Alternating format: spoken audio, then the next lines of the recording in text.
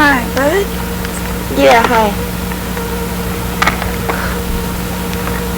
Wow. I actually just woke up a while ago. I set myself up for some nightmares last night. I stayed up till 3 o'clock going through my library, sorting out of my books, getting them in categories. Nightmares connecting with the subject, or? Yeah, actually that did happen. I set myself up for it just by staying up. I guess having things on my mind, although I didn't know I had things on my mind. Yeah, well, that happens. So I'm kind of spaced out. Yeah, well, I understand that. I got up at 10. I guess what it is, what I wanted to talk to you about is, you know, you hear all different versions and all different stories out there. Yeah. And a person can get real confused. Well, it's almost inevitable. You know, we try not, in a strange way, it's almost impossible to end the confusion. What I try to do is to redirect people back to their real lives, you know, as much as possible. The real world, as we call it. And because, you know, well, I don't know whether we talked about this yesterday, or the day before yesterday. I have a lot of trouble remembering exactly what I said to whom, because I say so many things, some of which are very similar to so many different people. Yeah. But we might have talked about this, but my basic thing on this is that we always have to separate what are our basic human mechanisms of thought and desires and so forth about this from what really happens. In other words, start off with a need first to understand in an absolute way what's going on. And I think we have to almost put on hold the idea that we're going to understand it completely. You know? And the second thing, of course, is we want to, well, the reason we have to understand it, you have to have some sort of control. And, you know, if you have to admit you don't understand something, then you have no control over it at all. Well, it's like I feel like I can see the teacher do this math equation on the blackboard. Yeah. And she does it, she comes out with the right answer, and I attempt to do it on the paper, and I get real frustrated because I can see it, but I don't quite understand it enough to fully come out with the correct answer. Right. It's a frustration, and there's going to be a sense of freedom once I'm able to work that problem and get the correct answer myself. Yeah, right. Well, the other thing is that we have, you know, we have a, of course, built-in sort of paranoid tendency. Everybody does to assume that the enemies are afoot out there. And on the other hand, we have a built-in desire for some sort of religious help from on high. Yeah. And both those desires, both those feelings are very strong in everybody. You know? And so they can help you misread things. Well, they feed each other. They feed each other, and they can also help you misinterpret things. You know, if you want something to be good very, very desperately, you know, you're interpreting it that way. Or if you feel something is out to get you, you know, you can interpret the pressure to push it into some sort of box. Well, this nightmare I had last night was typical of that. Well, it kind of said both those scenarios. I knew it was happening, but I couldn't, you know, I didn't let myself get hysterical over it because I didn't have the control. Yeah, you had no resources really. Right, so, and I understood at that part that it wouldn't do me any good to get upset, although I was upset, but the magnitude of the emotion wasn't there because I already understood what was going on. All the misrepresentation and all that. Yeah. But then being left with, well, the other guys were really nice to me, but it was just that one guy that was a jerk. Yeah, right. You know, but it typifies the... Colette, how many sessions have you had today? Just 2. 2, And and did anything come out that would relate to this nightmare? Well, I had one session. The first session I had was a situation when I was driving down Interstate 15 between Los Angeles and Las Vegas about 11 or 12 years ago in a car, and the car was taken up. You know, I saw the light where the light go. Yeah. And the car, you know, so we went into regression on that. Yeah. Basically, the car was taken up. I was with two girlfriends. They were switched off, and I went in to the spaceship and proceeded to go through. And that was. Say, did you get to Dave? Did you write to me, or did you? How did you get to Dave? I about 4 or 5 months ago, I started having a lot of activity, and I've been on this search since I was 15 years old to find out what's been going on, and I've always reached a standstill with this. And I've gone to psychiatrists. I've gone, you know, I've talked to friends. I've done everything I can. Even gone to psychics in bad rooms. Sure. You know. So anyway, about 4 or 5 months ago, I needed to go to psychologist because I was ready to commit suicide because I was so confused. Sure. And I was going to them saying it was because I couldn't pay my mortgage or I didn't have a boyfriend. It was, hey, I'm really clairvoyant. And I think there's extraterrestrials up there. Yeah. You know, and nobody wanted to deal with me. Yeah. And I took, oh, that's a call coming out. I need to grab that. I took tests on delusions and honesty, and everything came out. You know, that I was intelligent, I was honest, they couldn't understand this, what's wrong, you know. So they'd send me where I find somebody else. So then I found one person who who had met this guy named Pat. Now I'm sure David's told you about Pat. Yeah, oh yes. And Pat and I talked to him over the phone, and he represented himself like, Oh, okay, so that's how it happened. Yeah. See, that's just what I was curious. Did you read my book, Intruders, or did you know? I did about a year and a half ago. Yeah. No, I'm just trying to get the background of how you got to Dave. Well, Pat got me to Dave. I didn't know about Dave, and Dave called me, or I called Dave, or Pat set it up with Dave or something. Yeah, see, I refer an awful lot of people in that area to Dave. And when I get kind of like your overflow.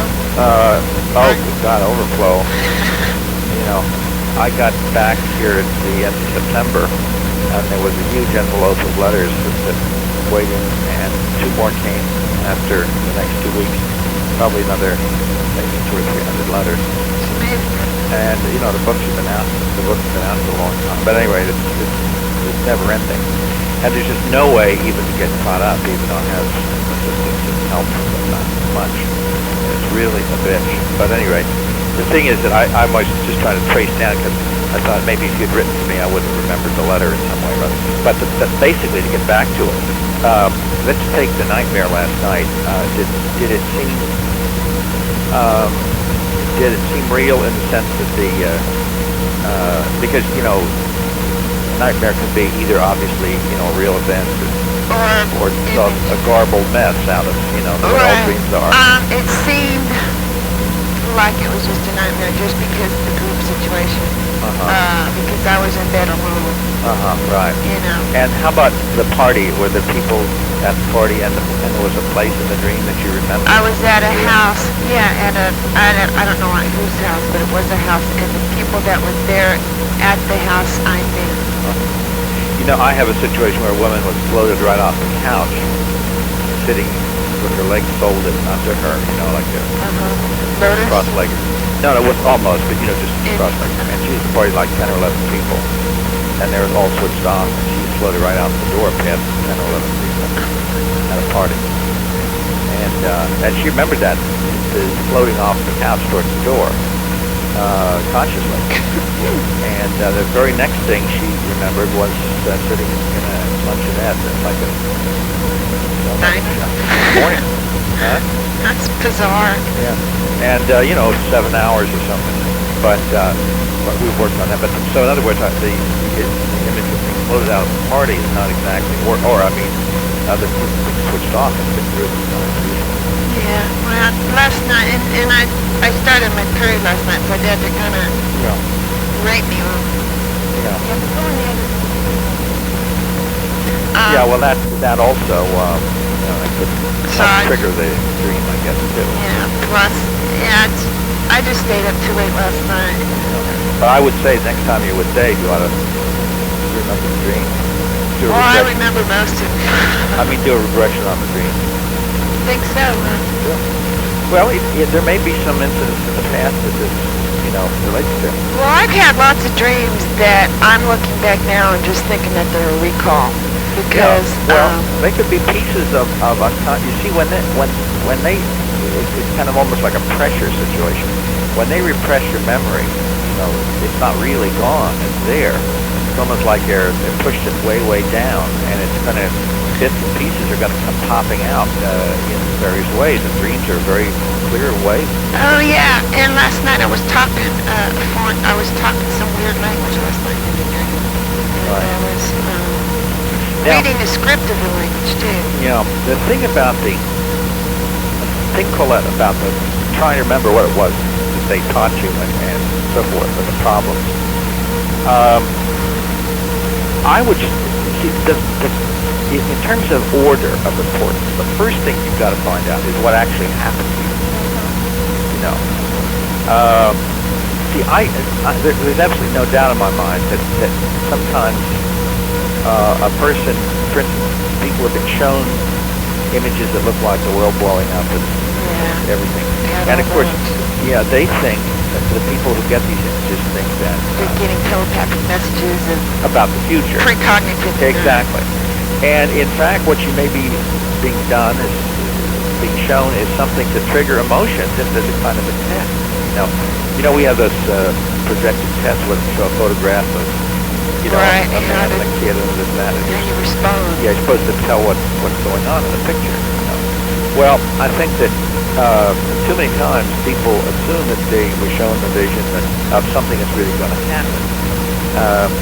Some of these images are like one guy, which is quite interesting. This man is a black man, who was but at any rate, it's a very elaborate abduction story, which he remembered a huge amount of it consciously. Actually, remembered, maybe 70 or 80% of it consciously. But at any rate, one of the things that happened after there was all the stuff, they showed him these images, and one was an image from his childhood or something. But another was an image, I had absolutely no idea what it was, of an old train, like those old Western locomotives with the big funnel, racing across the plain on a track with police cars. And it was on fire, and there were people, cars were on fire, and he said you could see people inside the windows tearing around, trying to figure out how to get out, and then there's this train raced by. It was absolutely horrifying. And then the next scene was just an Indian village with nobody there. There was a dog running along, and very silent. No people, but people. And then some other stuff. He's trying to figure out Jesus. Well, I mean, this was all stuff that they, almost a sort of a holographic image. And he's trying to figure out what, first of all, what this is and why he's shown it, what's supposed to happen, what it's about. And, obviously, you have to assume that it's a possibility that they're showing images. This was a black man, and these were Western scenes and an Indian thing. And maybe there's something that they're curious about, attitudes towards race or something, and God knows what. I'm making things up. I have no way of knowing. But you can misread it if you always assume, because we really don't know, whether this is something they want you to know, like a message or something. So when you're given tests and indoctrinated and so forth, and being instructed and moved on from level to level, we still don't know what that means. When I was talking to David about it, sometimes I just get the feeling that they're just seeing what our capacity is. Well, that may be. There's no way of knowing I can't. What the hell it is. Right. I don't understand. I've taken the tests on, I told you, like, technical information on spaceships and stuff like that.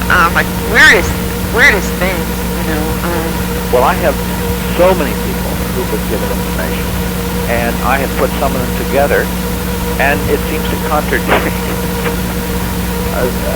One person's information seems to contradict somebody else's. And as I said, I think I told you that I had this guy spend a lot of money building this machine. He's really involved in this thing, and Yet when I put him together, I have other people that I've given the same address, and they just sort of communicate. Because this man happens to be a scientist, and I don't know a damn thing about physics, etc. I'm a painter and sculptor, really on another wavelength. But the thing is, so I just put these guys together, or women, who have this information, and it doesn't seem to add up to anything. I mean, even though. It isn't as if, one guy's got one piece of the puzzle and somebody else has another piece. I don't think they're teasing in the sense that let's just, give each guy a little bit and not, or each woman, and not really give them the whole thing. I don't think it's sort of a game. I don't know what it is. What bothers me about it is, who's the good guys and who's the bad guys? I mean, I'm hearing stories of the aliens are really good guys. First of all, I think Greys are evil. I think it's very, very, very can be said with certainty as far as I'm concerned at this point. I've been doing this for 14 years. I have yet to meet the good guys. I have yet to meet the bad guys. In other words, what we run into are these guys doing the same thing all the time. And I don't care what. I mean, I've had, now you see, there's a little kind of a thing about incipient racism. I mean, I've gotten this thing where, there's some blonde guys and they're really good, and the gray guys, and they're quote colored, gray, are the bad guys. Well, that doesn't happen. I've got the blonde guys and gray guys and other people working together in the same shift, doing the same stuff. I'm glad that you said that, because I've had dreams where there's been mixed extraterrestrials, and I've even, I asked David one time, I said, could I be involved with more than one group? He says, usually you're just involved with one group. And what I don't understand about that is... see, when people say usually like that, it's as if they know a whole lot, I can tell you that I have one guy who was involved with a group of figures that seemed to be maybe 7 feet tall and very stocky, and wearing what seemed to be masks. Never saw their faces. They were wearing something. At the same time, there were little gray guys there, the normal types, and there's one blonde guy involved in them all the way along. There's 3 different physical types. I've run into people who have described a sort of human-looking guy that's tall and very thin, with no hair, and sort of funny eyes, but essentially, we were sitting in a coffee shop talking about this right after night session, and the woman finally said, well, if you walked in the door, everybody would say it's an odd guy, but nobody would run for the exit. Think he was an alien, right? Yeah, nobody would run for the exits, right? And yet there were little gray guys working too, so... I've seen all those different guys. I mean, that's why I thought, well, heck, I'm probably involved with more than one group, because through the years, I've seen so many different individuals, and I've seen so many different spacecrafts. I've woken up and been able to draw spaceships. Well, Colette, the point is, you don't have the sense that you're in a tug of war here. Nobody does, not that I've ever run into, where they'll say, gee, the good guys came over and they healed my eyesight, and now I don't have to wear glasses, and they did this and that and the other thing. And one of them said, don't let the gray guys get you, we'll try to protect you. And the gray guys come over and say, oh, those blonde guys are, nobody really reports that sort of thing. The black hats and the white hats. Yeah, that's exactly it. It's not reported. It really isn't. Well, there's been some saying that now the gray guys are the good guys and the Pleiadians are the bad guys. There's no, Pleiadians, there's no such thing. What's happened now, people start talking about, the Zeta Reticuli and so forth. Yeah. Now, the Zeta Reticuli thing came about, I don't know how... With John Lear or something? No, Lear. Oh, the Barney Betty Hill. The Barney Betty Hill thing. Now, what happened was a woman astronomer, Marjorie Fish, made this star map based on what Betty had remembered. Well, at any rate, in the star map, she came out with what it looked like was there were these 2 stars, Zeta Reticuli 1 and 2, that would conform to Betty Hill's memory. So Betty Hill never said Zeta Reticuli. They never said, the little guys never said Zeta Reticuli. But now they're officially the Zeta Reticuli because of one woman's theory. And you see, the Pleiades thing comes from the Billy Meyer case, which is really a fake. I mean, honestly, Pete is a fake. And Now, how do we know that that's a fake? I saw the video he had out, and didn't necessarily like it, but I didn't necessarily not like it. Well, I just was kind of. there's all kinds of problems. I mean, with Meyer. Now, he may have had some experiences. I don't know. See, there are people who have had something happen, and their response was to make up more about it. Just to sort of defend it. Dramatize it, right? Yeah. I mean, see, I've always thought that, because I was investigating the case, that Whitley Strieber is a genuine abductee, but he's so totally confused mentally, he doesn't know what happened and what didn't happen, and changes his mind all the time, which means that the case is thoroughly unreliable, but I still believe he's an abductee. Right. He's not ever been able to sort out what's real and what isn't real. I mean, he's changed his mind dozens of times. Yeah, I've heard David actually read me. Yeah. So anyway, he's really nuts, I have to say. I like it about the little gray guys on the Egyptian airliner. Yeah. No, he's the one that dragged him off by his penis. Yeah. No, I mean it's the man is I knew him very well for a year, until I broke with him. Terrible stuff he did to me. But the point is, that back to Meyer, however you say his name. Billy Meyer was a sort of mystic, and he went to India and he traveled around and so forth. He was a very bizarre character. Now, there's no reason why a guy who has spent a lot of time as a mystic and as a sort of a vagabond traveler in India and all that can't also be a genuine abductee. But your eyebrows go up a tiny little bit. Now, that's a bit of a red flag to start with, because if somebody's a housewife and a mother of six, etc., and hasn't read anything about it, and she reports this, you can figure it's a little bit more possible, just because this guy is predisposed. But at any rate, the worst problem was he didn't want people to have access to the original photographs. Some of the investigators who looked into it, and the closest some people could get was the second generation photograph,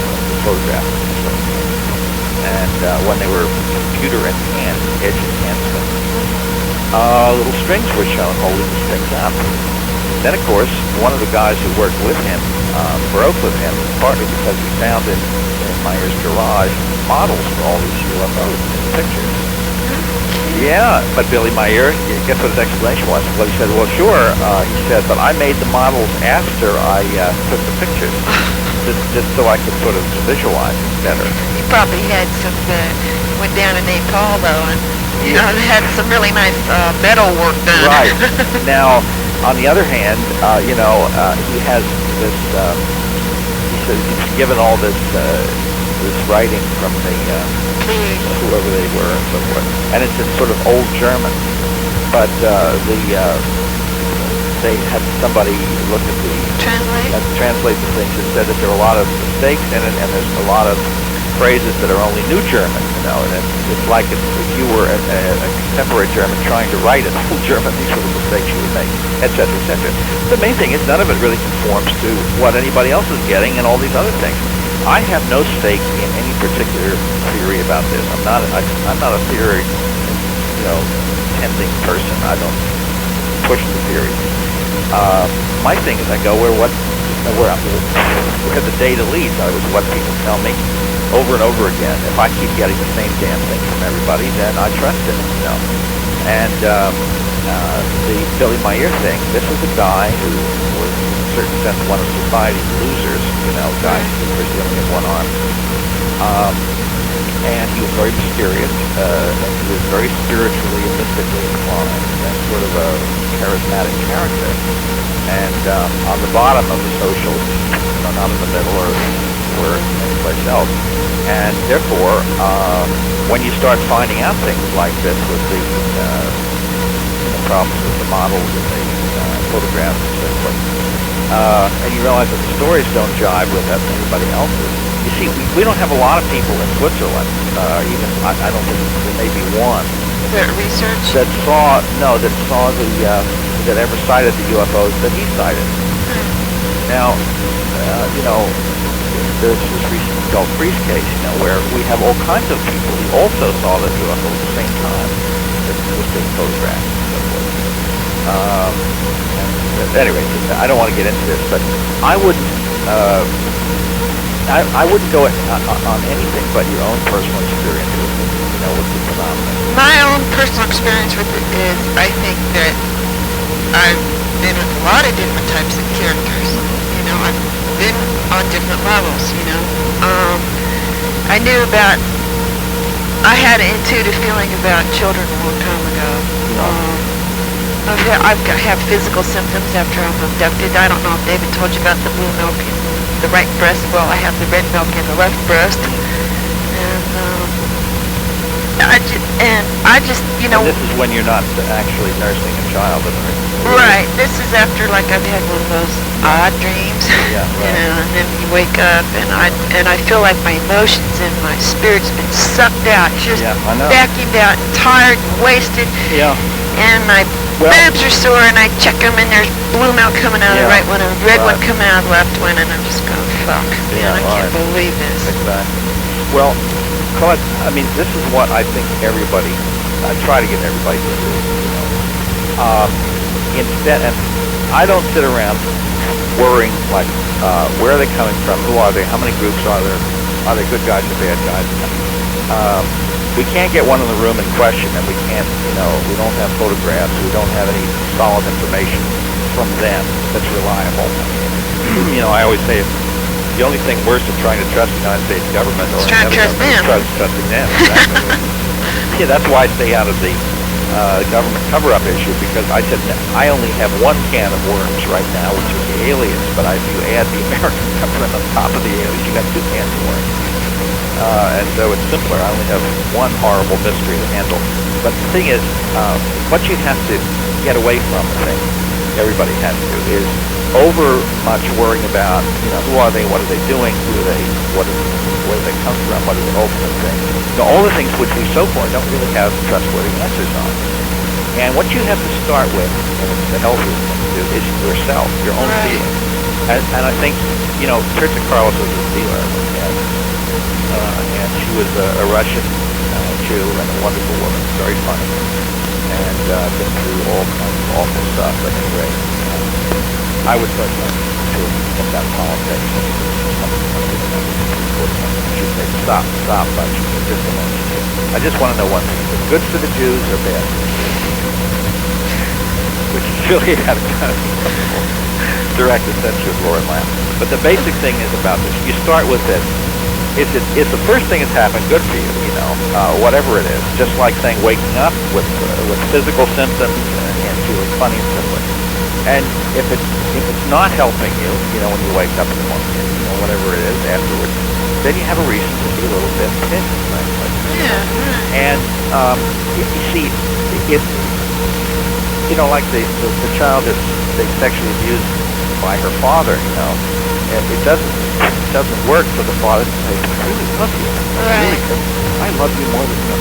I mean, child, this shouldn't be going on. Point. Right. It should not be going on the way it's going on. And I will often, when I do hypnosis with somebody,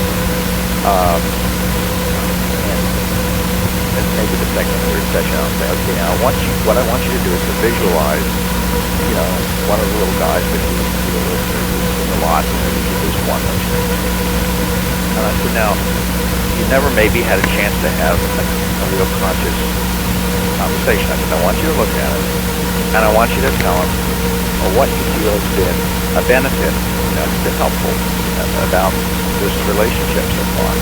And it may have to do with, that you can perceive as real, and it may have to do with the fact that, I don't know, the university is much broader now than it ever would have been otherwise.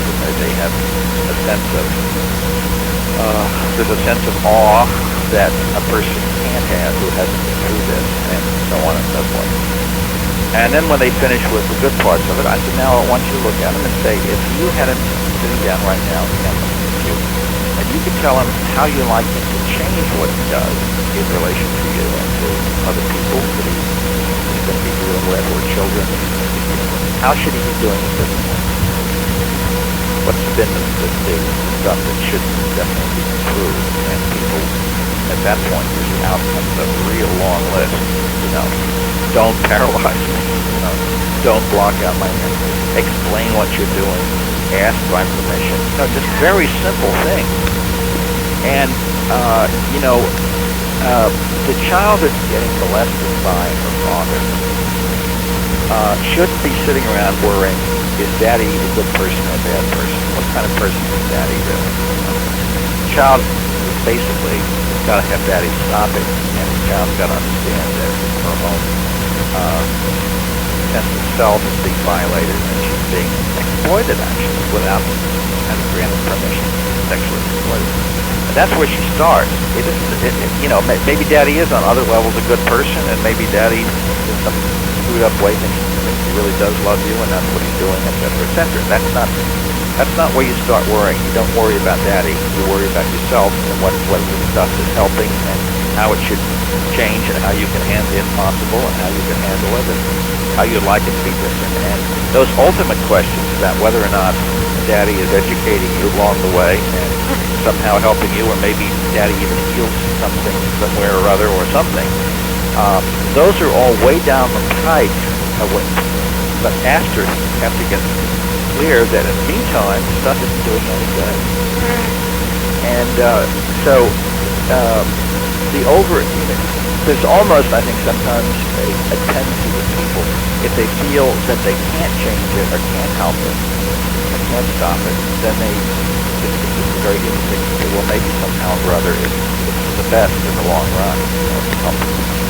I was talking to a guy a couple days ago who, in a profound sense, is trying to get self-improvement of all this. And I don't see them as enemies. I don't see them, like I want to machine gun them down and, if I had a chance, that's not my attitude. I want to shake them by the shoulders like this and say, look, learn how human beings treat one another and try to treat us the way we treat one another. At least we give each other At least most of us have. At least most of us. Well, what the ideal is amongst humans, which is that you, do unto others, etc. Shoot at them different. Exactly, and you grant people permission. If a man desires a woman, he doesn't rape her. He's involved with her. There's a relationship and so forth, and maybe they do go to bed together or whatnot. But it isn't a rape, and a rape means simply a violation against one's will. That's what rape is, and this is a kind of rape. One's will is not taken into consideration. Well, anyway, this guy was telling me, and it's one of the big New Age cop-outs, really infuriating. And he said, well, maybe down very deep inside, everyone, he said that somebody told us that we give permission. Oh, yeah. The mind, the conscious mind and the ego, is that the ego is some evil thing. The ego says it's hurt and doesn't want this to happen because the ego doesn't really understand the soul. But the soul has given permission. Right, I've heard that. And I just think that that's crap. I said it's bullshit. That's the biggest cop-out there ever was in the world. How about Colette, if you really wanted this out of your life, you have free will, you have free choice, and I go, wait a minute, man, there obviously is a hierarchy here. Yeah. I said animals have consciousness, they have their form of intelligence, They have their free will, they have choice. You think that when they're looking up at that lab scientist and so on, now, I really wish you wouldn't do this. I have free choice in this matter, and I choose for you not to do this, and my will does. Exactly. That lab scientist goes right on to inject them with red dye number 5. Yeah, exactly. Exactly. There's the hierarchy. Absolutely. And my point is that I'm sitting here saying, look, I'm getting letters, children, and my parents. Now, one mother who's got a 6-year-old, kid's been through a lot of stuff. It's a long story. I don't want to go into details, but very genuine case involving this little boy. The mother's been through it all too. Mother can't sleep at night. She sleeps during the daytime, which is now like 40 years old and still can't sleep in the daytime, except in the daytime because of terror. Anyway, the little boy came tearing and screaming and crying and was all upset, and and he was taken out of the room. The guys come in, and he made ultimately, because she said he could hardly talk, he made drawings for her. She said, because they were very clear about where everything was and what it would look like. He had not seen anything on television or anything. At any rate, finally, as he's telling this really horrible, sad, frightening story, this really scared little boy, she said that he looked at her and said, "Mommy, why don't you love me anymore?" And she said, "I do love you. How do you know?" And he said, "No, you don't." He said, "Because when they came in, I was screaming for you, and you just stood there and didn't even move."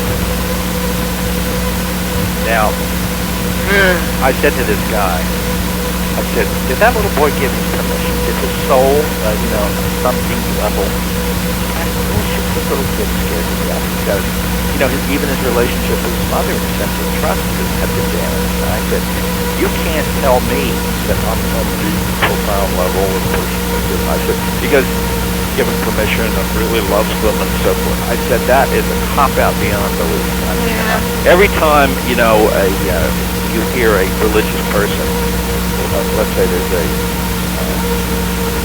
child is raped and murdered and some fundamental, well, it's God's will. It's really it's for the better. It's one of these educational things that we learn how, I say, God damn it, you can't do that. And the basic point about this is that you have to start with putting on a shelf worries about their nature, because we start with our own experience of them. As I said, you can't try to rationalize that Daddy is good. Daddy's climbing in bed with a 6-year-old. Maybe Daddy does love the 6-year-old, but you know what I mean. Do you want to catch that? No, I'm going to let my wife Connor catch it. But anyway, so you start with those things, and I think that what you have to explore first is not their nature or not the nature of. Oh, hang on. I've been abandoned by my family. You should enjoy it at this point. Take a break. But anyway, I'm in the back of my studio and they're upstairs. At any rate, the thing is about as I say, the trying to approach this from the point of view that if you could only remember what the teaching was, or the technical stuff, or all of that, I'd put that on a shelf and say, well, we'll see. Let that come when the time comes. Put that on hold for now. Yeah, I mean, there's no reason to not deal with it, but the point is, to concentrate on is to miss the central thing, which is what your experience has been with all of this stuff. Well, I'm trying to learn acceptance of the whole situation and learn how to not to be afraid, but actually I've been brainwashing myself. I've been going, oh man, this isn't really happening. This is just like a figment of my imagination. Yeah. People say it happens, I say it happens, but it may not really be happening. Well, or whatever. Just going, I don't give a shit anymore. I can't do nothing about it. Fuck it. Do you have anybody else to talk to who's been through this stuff? Did they give you a phone number? Or one other woman that seemed pretty credible that I could talk to. I have talked to some other ones that I'd rather not talk to. Yeah, well, this is all a temperamental thing. You got to find a person who fits your sort of There's a lot of personality. irrational people out there or something. That's not fair to call them irrational. Maybe we're not compatible. That's it. Well, that's what I'm saying that compatible. See, first of all, everybody's dealing with something that's so unbelievable to begin with, so incredible to have to deal with, that you're going to get responses all over the map. One person I've caught in a couple of lies, and that just discredits the whole thing. Yeah, it does. Then you got your assholes like Whitley that turn it into a carnival. And well, the thing about that, I mean, the thing like with the Billy My Ear being caught in lies and fakes, it's the same kind of a thing. You can't be just a little bit pregnant, If you're in a situation with lies, then you really got to be extremely wary and detached. But I think what we got to do is find somebody. Now, you said you did read Intruders? Yeah, a long time. If you ever want, somebody to talk to, you get along with well. What I've been going through lately is just feeling like I have my earthly mind. Yeah. live and do Well, that. that's where you go. That's where you live in. And then I have this little part of my life that gets real bizarre, Yeah. and a certain select few that I speak to about this part of my life, and then after I do that, I go back to my umph life, and I Yeah. function. I'm really doing very well in my umph life as far as like moving ahead, Sure. you know, doing all the wonderful things one can do for themselves. Sure. But then I have, Listen, having fun is one of the main things.